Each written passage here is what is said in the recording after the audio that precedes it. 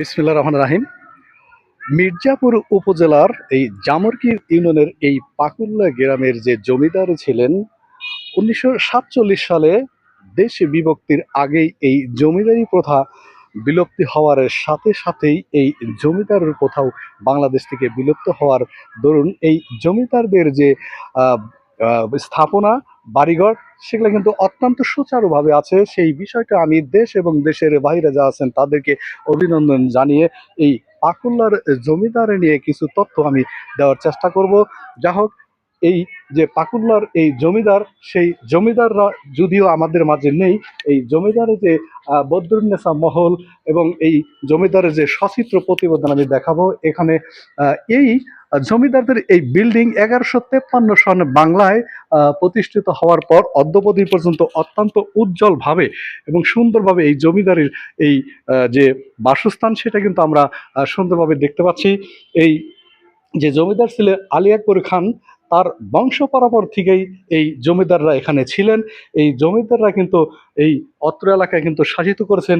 আমরা এখানকার লোকদের কাছ থেকে জানতে পেরেছি যে এই জমিদাররা কখনো সাধারণ পাবলিকদের কিন্তু কখনো শোষণ করতেন না, শাসিত করতেন, সে সুনাম কিন্তু এখানে আছে। এই জমিদার বাড়ির যখন আমরা এই সচিত্র প্রতিবেদন দেখানোর চেষ্টা করছি তখন এই আহ, এই যে জমিদারের যে বংশ, সেই বংশের একজন আছে রুবেল সাহেব, পরপর 4বার চেয়ারম্যান হয়েছেন।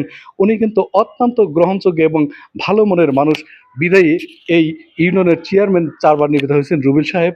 আমরা এই অত্র এলাকার যে জনৈক লোকদের সাথে এই জমিদার বিষয়ে অনেক কথাও জানতে পেরেছি। তারই সাথে এখানে আছেন এই পাকুল্লারি জনাব শহীদ সাহেব। আমি তার কাছে জিজ্ঞেস করবো যে এই জমিদাররা আসলে কেমন ছিলেন, একটু বলেন আপনি। জমিদার অত্যন্ত ভালো ছিলেন। এরা হ্যাঁ, সুনামের সাথে শাসন করছেন, করছেন, কিন্তু কারোর সাথে কোনো খারাপ আচরণ করেন নাই।